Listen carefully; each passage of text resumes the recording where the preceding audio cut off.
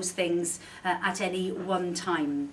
My blogging behaviour pattern, in case it tells you anything, I'll read about 20 favourites first thing in the morning, from A Change of Direction through to Valley's Mam, Wagstaff, Miss, who everybody wonders whether she is here. I have this feeling that somebody will film her and you'll look tomorrow and she's not there. I don't know who she is, thank you very much, I can read from afar. I read politicians, assembly politicians, when they get engaged politically with each other via their blogs. It doesn't happen often, as everybody in this room knows, perhaps once or twice a month, so when it does, it is, from my point of view, valuable stuff.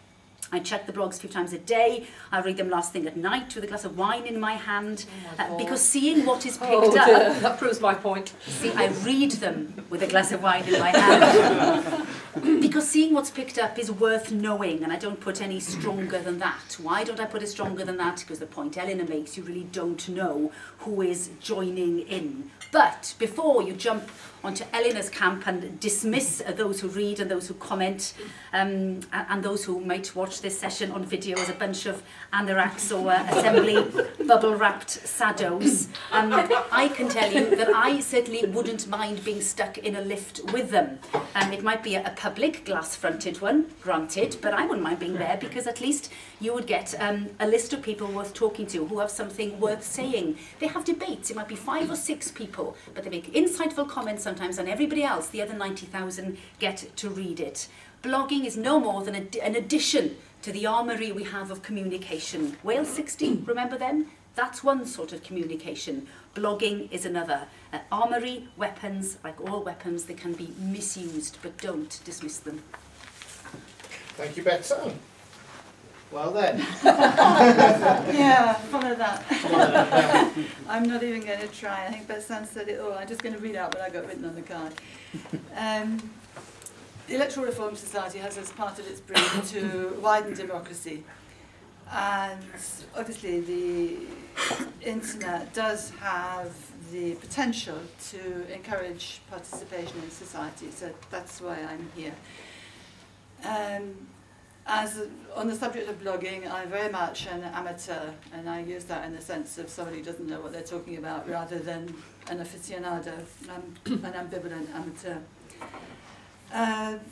Some people classify blogs into 4 sections. I can only think of 2 that are relevant to us tonight: the conversation or discussion blog and the attack blog or rant.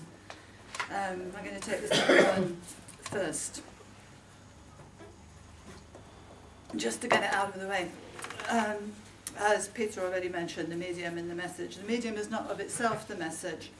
When you transmit, there's no guarantee that anybody is going to receive. So just putting up your rant, I mean, you may feel better, but does it do any good? Actually, you have to make what you're saying attractive for people to keep paying attention.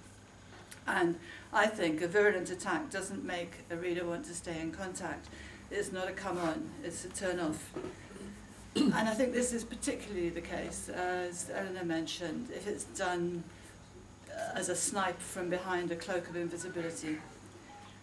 The anonymous blog is certainly justifiable. If you're the Baghdad blogger, if you're in a situation of domestic violence, something like that, you have to do it, and it's a very good means of communication. But what we see in Wales at the moment, I think, sometimes is sordid and disreputable. And I would ask people who do it to think about their integrity. I think it's a negative which we could safely eliminate. We wouldn't miss it. So, that's out of the way. The discussion or conversation blog, which is like Peter's, and I'm very glad to see that he's building an online community on his website, because the marketers tell us that if you want to get your message across, an online community is what you need. And in order to get people to join you, you offer them something which is of value to them. It doesn't have to be a valuable thing, but something which they prize themselves, which makes them want to link with you and stay with you, and you'll feel warm and have an affinity with each other. Now, I don't know if you buy innocent smoothies, but I buy innocent smoothies. And in the summer, there was a code on your innocent carton, and you went to their website, which made you see what a warm and wacky company they were, and you typed in your code, and they planted a tree. And so you felt great because you planted a tree, and I've got quite a grove now.